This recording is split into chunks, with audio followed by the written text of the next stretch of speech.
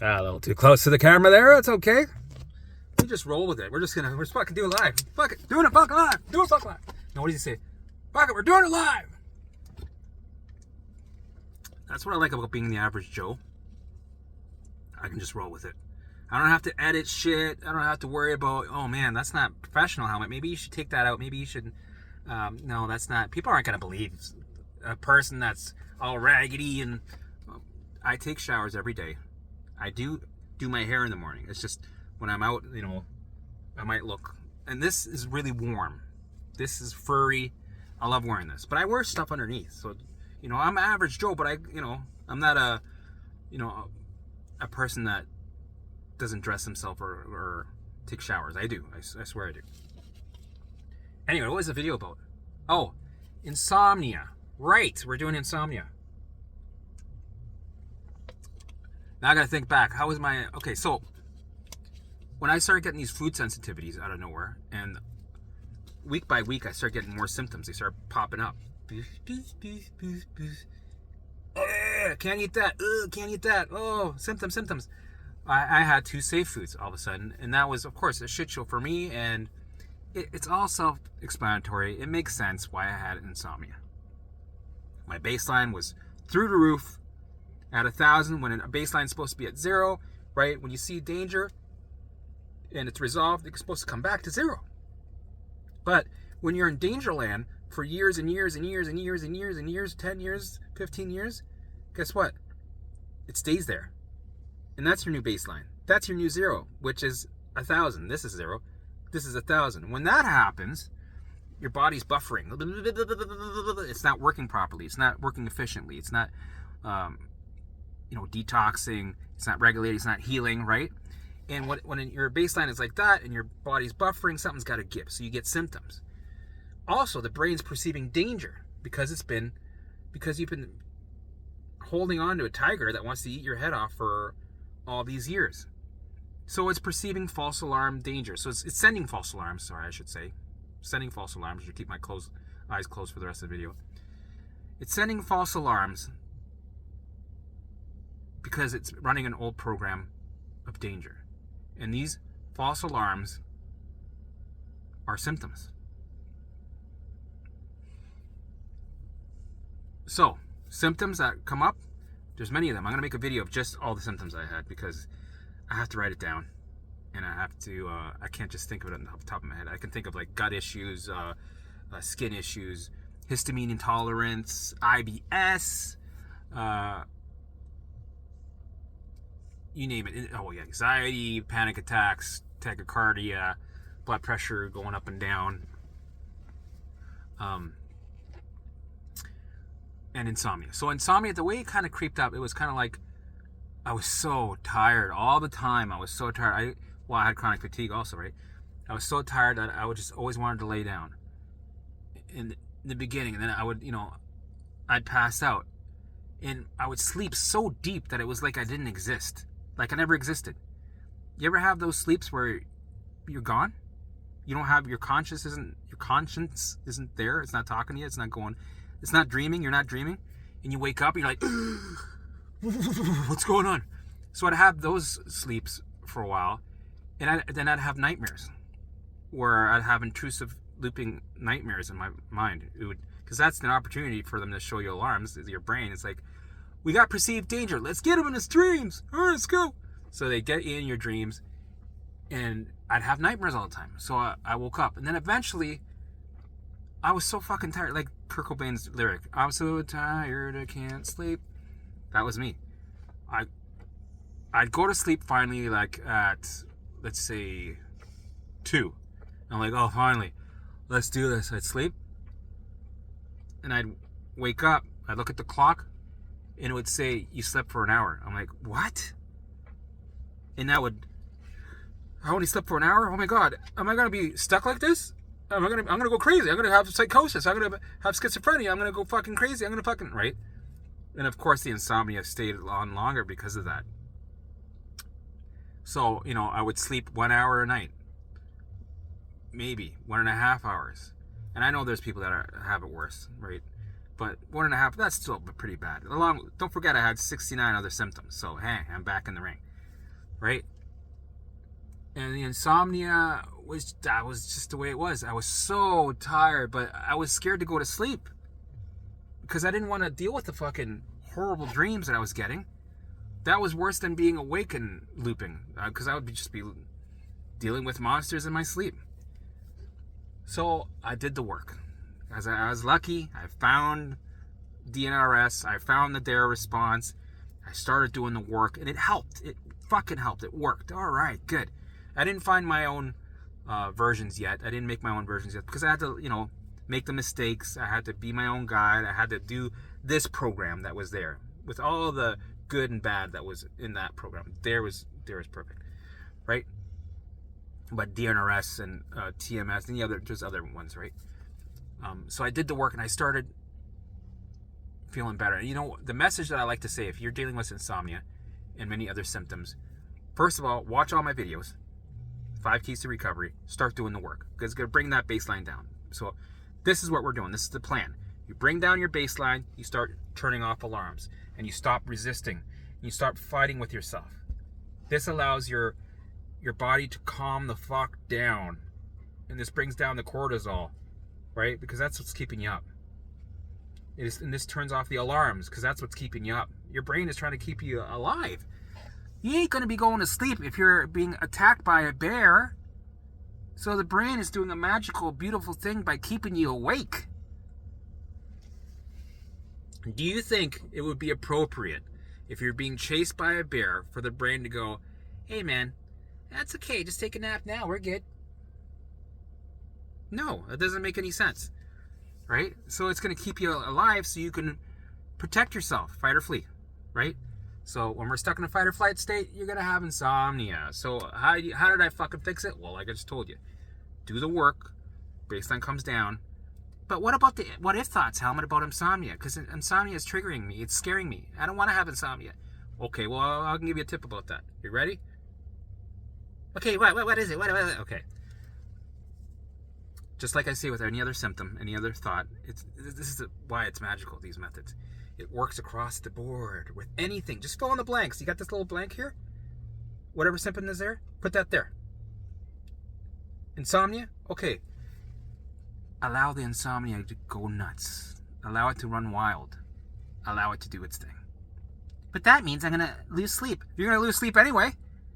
Yeah. Well, this time I want you to change the response to ask for more nights of not sleeping. I probably could have said that better. I want you to ask for more. Ask for more insomnia? Yes. Ask for more. Go, I hope tonight we don't sleep, and I hope for the next week we get 2 hours of sleep max. Let's do it. And people are thinking, well, what is that going to do? Well, what it does is it takes away the resistance. And when you take away resistance and you get used to the symptom, it brings your baseline down. And when you bring your baseline down, what happens? It turns off alarms and it allows your body to calm down so you can sleep. That's you kind of go through the back door. You see how that works? And insomnia, sorry, Lemmy, I almost called him Limby. Insomnia is a result of alarms. It's an alarm. It's a physical alarm, right? Your body's overwhelmed. It's buffering. Your bottle is full. You're pulling 747s. Something's got to give. Something's got to fucking give. So you get symptoms, man. It's not rocket science. It's 1 + 1 is 11, right? It's common sense. It's not common sense. A lot of people don't know, but it makes sense, right? And the brain is sending alarms in form of symptoms, and you get symptoms because you're carrying loads. Something's got to give. Those are the 2 reasons why you have symptoms, and that's why you have insomnia. Your body's overwhelmed. It's still keeping you alive. It's fucking brilliant. It's doing fucking amazing, man. It's doing amazing, and it's still looping on shit. You're still resisting, but you're working on it. You're learning. You're going to bring that baseline down when you stop resisting and allowing the insomnia to be there. Ask for more insomnia. Make a date with insomnia. Go, okay, well, if I don't sleep, what could I do? I could watch some of Helmut's videos. I can engage. What can you engage in? Do things that you enjoy, because remember, one of the keys to recovery is to vibrate higher, right? playtime. Have some playtime. Elevate your mood, right? So how are you going to elevate your mood? Is there a hobby you like to do? Is there a craft? But I don't want to wake anybody up. Okay, well, you got to figure that out, right? Well, I don't want to dance, in the living room and everybody's going to wake up. That's true, but you're going to dance during the day when everybody's out of the house or when everybody's not there. So you're going to elevate during the day. But at night, you can figure out how to elevate that something more quiet. So maybe watch videos of nature. Watch videos of things you're going to do when you recover. Like travel to Iceland.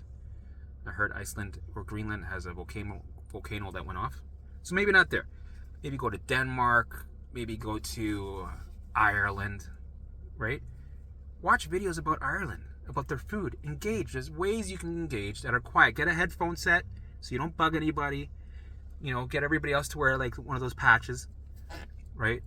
And during that time, don't take that time to loop about your insomnia, because it just keeps the insomnia going. Allow yourself to engage, and if you want, go for a walk. But here's the thing: a lot of people say, "I mean, God, I have," because I've been through this. I have a neighbor; he has insomnia. I was going through this. He goes for walks. I used to walk 11 kilometers a day, and I did the mistake of going for walks to get rid of my cortisol so that I could sleep. Don't do that. Okay, I'm confused. Don't do that, because when you do that, you're telling the brain that insomnia is dangerous. So it keeps the alarm on, insomnia stays. So you have to shift your thinking. Go, I like to go for walks because I enjoy walks. And that's what you should be doing. I'm going to do a video about stress exercising, but this gets the key across. Go for your walks, even though you got them looping thoughts. I know, bring them with you, allow them to be there, but engage in your surroundings, really enjoy it, be out in nature. That's why I say schedule out your week. See, everything makes sense. I have reasons for my madness. Schedule out your week, go for your walks. I did 10 kilometers because you enjoy going for walks, because of the fresh air, because you see that blue jay that always comes every day to remind you're going to be fine, right? Little synchronicities there, and watch, you're going to start seeing blue jays because I said so. Unless you're living in Costa Rica. You're going to see another bird. Costa Rican bird. I don't know. Do it because you enjoy it. Don't do anything to get rid of anything or to fix.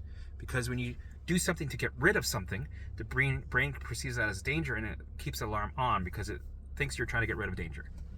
So you got to change your mindset, or you got to shift your thinking to we're going for walks because I love them. And yes, the consequence is that it burns cortisol. I lose a little weight. Sure, that's a consequence, and that's a bonus, right? But that's not the reason why I'm doing it. So find your way to engage. So if you can leave the house, go for a walk because you enjoy it, do it.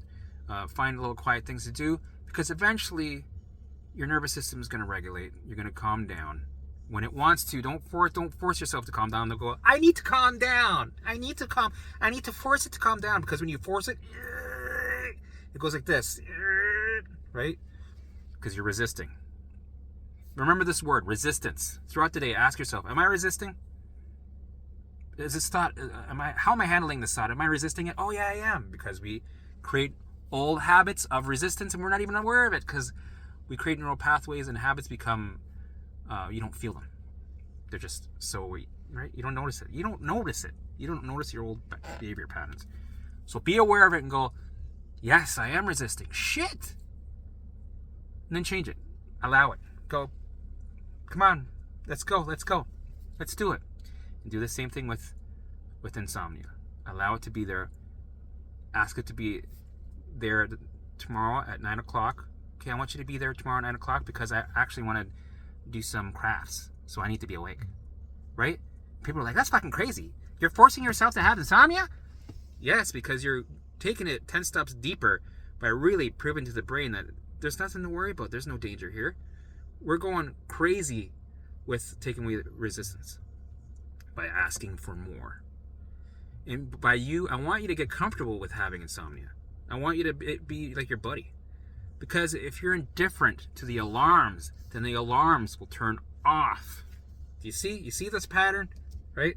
That's how we do it. That's how we turn alarms off. So it's kind of like a sneaky way, but it's actually the right way. It's the normal way. And eventually you'll start to sleep. And you're going to get spikes. Oh, did you see that? There's a little orb. You're going to have spikes. And spikes will come and go where you're going to have, oh my God, yeah, I'm sleeping now. Oh my God, I'm sleeping for like 6 hours. Oh my God, it's great. And eventually I'm sure I'll sleep for 8 hours. It'll be great, right? So this is fantastic. And then the next week you're like, you get 2 hours of sleep. You're like, oh my God, why is it back? I have insomnia again. Do I have to start over? Am I getting sick? What if thoughts start looping, blah, blah, blah, right? This all happens. These are opportunities, like my other videos that says you need these setbacks. You need setbacks because they will teach you, number one, they'll teach you this process by making mistakes, right? By having setbacks, you get familiar with the pattern and routine. But they teach your brain, this is the time where you move forward like this. Instead of just a normal,